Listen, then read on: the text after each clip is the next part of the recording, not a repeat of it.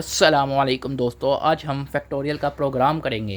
Factorial का programme शुरू करने से पहले आप सब दोस्तों से गुजारिश है कि लेक्चर को एंड तक वॉच करें ताकि आपको आसानी से समझ आ सके और कोई हिस्सा रह ना जाए। अगर आपका कोई हिस्सा रह जाता है तो वो आपको दोबारा समझना मुश्किल हो जाता है। इस वजह से अगर आप एंड तक मुसलसल वॉच करेंगे तो आपको आसानी से समझ आ जाएगी।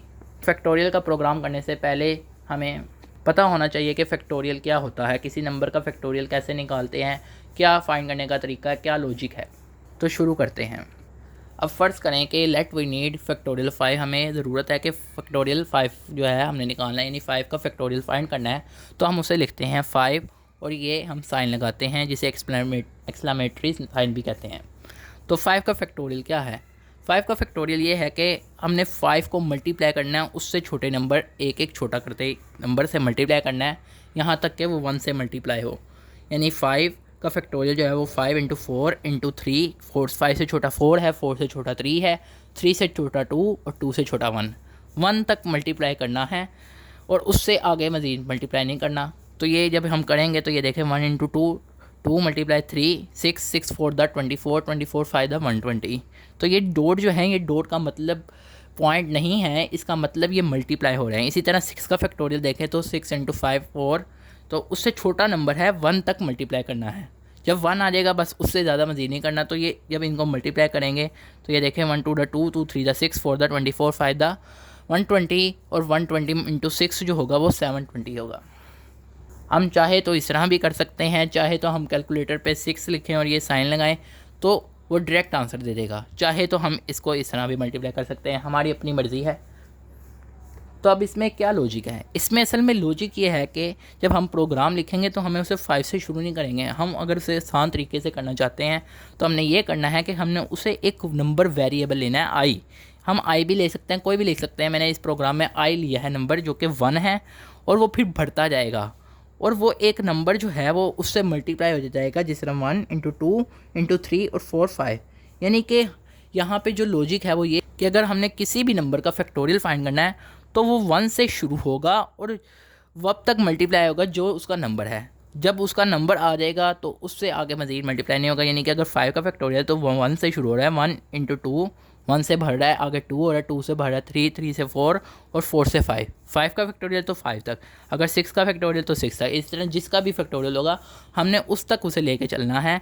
यानी कि अगर फ़र्ज़ करें हमने n नंबर का फैक्टोरियल निकालना है तो हमें उसे 1 से मल्टीप्लाई करना है और यहाँ तक मल्टीप्लाई करना है कि वो n नंबर आ जाए। तो अब शुरू करते हैं। तो सबसे पहले हमें नंबर पता होना चाहिए, तो इस वजह से मैंने लिख दिया प्रिंट एंटर अ नंबर। अब प्रिंट के साथ ये डबल कोट्स में जो भी कुछ लिखा है वो ऐसे ही उस पर कंसोल पे प्रिंट होगा। यानी जिस तरह भी लिखा है एंटर अ नंबर, जो भी हमने लिखा है, डॉट्स भी लगाए हैं, जो सेमी कोलन लगाए हैं, वो ऐसे ही प्रिंट होंगे। अब ये जो रीड एन है इसका क्या मतलब है, इसका क्या मकसद है? रीड एन का मतलब ये है कि जब वो प्रिंट होगा तो वो इतना प्रिंट होगा और उसके आगे जो है एक जो कर्सर है, कर्सर जो है वो ब्लिंक करेगा।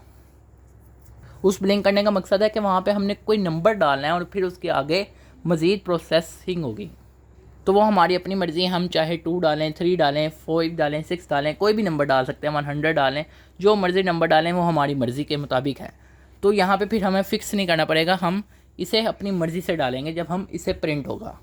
तो यहाँ पे सबसे पहले एंटर नंबर लिख लिया, रीड एन लिख लिया। अब देखें मैंने आपको बताया है कि f जो है वो इज़ इक्वल है 1। ये क्यों लिखा है इसको आगे जाके पता चल जाएगा आपको। इसी तरह i इज़ इक्वल है 1। अब ये i जो 1 है इसका मतलब ही ये जो है वो यही है कि ये बढ़ता जाएगा। अब फिर लिखा वाइल i लेस देन या इज़ इक्वल है n, f इज़ इक्वल है f static i is equal है i+1। और फिर लिखा एंड वाइल, फिर प्रिंट लिखा factorial of n is equal है f के।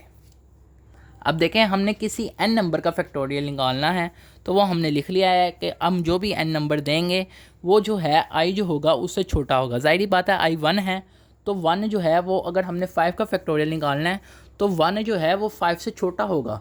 तो हमने इस वजह से i को 1 रखा है और जो 1 है उसे हमने लेस देन रखा है n के।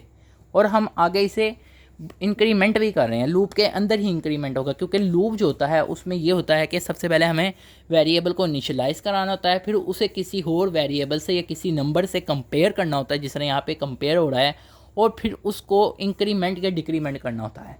तो यहाँ पे हमने यही किया है कि यहाँ पे एक नंबर है जो कि 1 है और वो बढ़ेगा भी, लेकिन पहले वो कंपेयर होगा फिर उसके बाद। तो अब ये सारी चीज़ें कैसे हैं, ये जब हम ड्राई रन करेंगे तो ये हमें मज़ीद वाज़ेह होगी। तो अगर हम फैक्टोरियल में भी देखें, फैक्टोरियल में क्या होता है, फैक्टोरियल में भी यही होता है कि वो एक तो नंबर पीछे से बढ़ जाता है और दूसरा वो भी मल्टीप्लाई होता है। जिस तरह अगर 4 है, 4 का फैक्टोरियल 4 के साथ पीछे 3 भी मल्टीप्लाई हो रहा है और 2 भी हो रहा है और 1 भी। अभी आप मज़ीद आगे समझेंगे तो आपको सही बेहतर समझ आएगी। तो ये जो मैंने इस तरह किया है, इसकी वजह ये है कि आपको बता दूं कि ड्राई रन किस तरह करना है। अब यहाँ पे देखिए पहली कंडीशन जो है यहाँ से शुरू हो रही है कि आई जो है वो लेस देन या इज इक्वल है एन। तो हमने ड्राई रन में वो चीज़ लिख लेनी है जो कंडीशन है, आई लेस देन या इज इक्वल है एन। इसी तरह फिर आगे जो प्रोसेसिंग हो रही है वो हमने लिखनी है, एफ इज इक्वल है एफ स्टैटिक आई और आई इज इक्वल है आई प्लस 1। और आई भी उसने हमें बताया 1 है, पहली दफ़ा 1 बताया, एफ भी बताया 1 है। तो अब हमने आगे प्रोसेसिंग करनी है। तो अब हम इसकी प्रोसेसिंग करते हैं। अब देखें तो आई जो है वो लेस देन या इज इक्वल है 4 के। अब क्योंकि यहाँ पे हमने एन जो है हम 4 का फैक्टोरियल निकालना चाह रहे हैं, इस वजह से मैंने कह दिया कि एन जो है वो 4 है। ये मैंने अपनी मर्ज़ी से लिखा है, आप भी अपनी मर्ज़ी से लिख सकते हैं। तो यहाँ पे मैंने लिख दिया आई लेस देन या इज इक्वल है 4 के। एफ़ जो है इज इक्वल है, अब एफ़ जो था वो भी 1 दिया था उसने, आई भी 1 दिया था, तो 1 × 1 जो है वो 1 होगा। और आई में उसने कहा था बाद में इंक्रीमेंट करना है। देखिए स्टेप बाय स्टेप लिखना है, जो चीज़ पहले है वो पहले लिखनी है, जो चीज़ बाद में वो बाद में लिखनी है। मैंने तरतीब से लिखी है, आपने भी इसी तरह तरतीब से ही लिखना है और फिर उसकी प्रोसेसिंग करनी है। तो आई जो था वो 1 था और अब उसमें 1 ऐड करना है तो वो 2 हो जाएगा। अब 2 को चेक करना है कि 2 जो है वो छोटा है 4 से। अब ये टी का मतलब है ट्रू।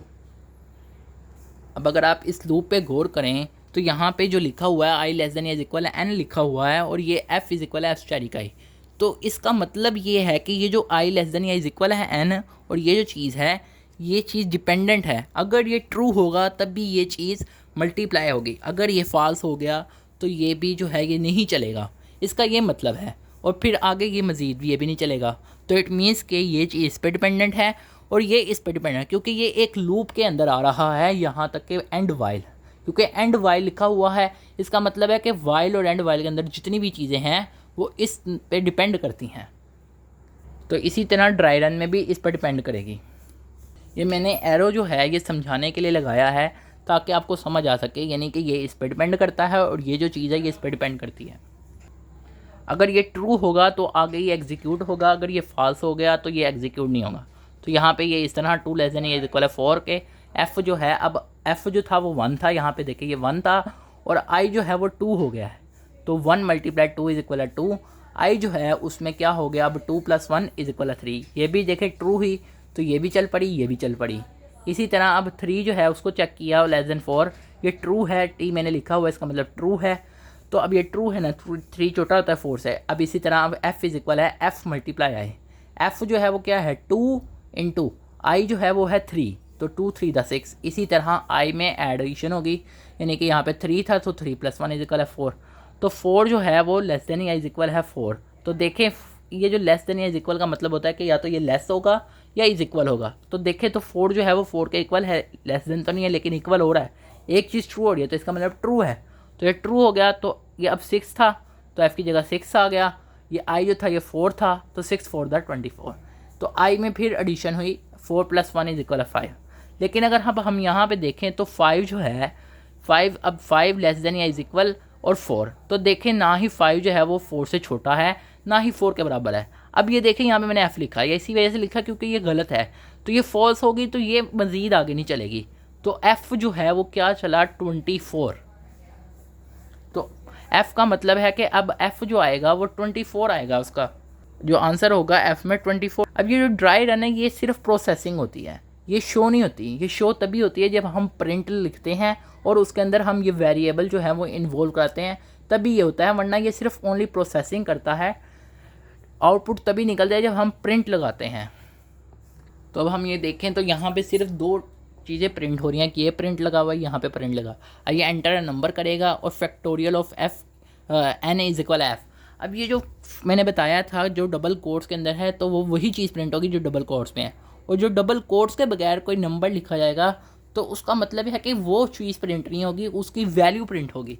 अब यहाँ पे मैं एन की वैल्यू प्रिंट कराना चाहता हूँ, एन नहीं प्रिंट कराना चाहता। इसी तरह यहाँ पे भी एफ़ प्रिंट नहीं कराना चाहता, एफ़ की वैल्यू प्रिंट कराना चाहता हूँ। तो जिनकी वैल्यू हम प्रिंट कराना चाहते हैं वो चीज़ एग्जैक्ट प्रिंट नहीं करवाना चाहते, तो फिर हम उसे डबल कोट्स में नहीं लिखते।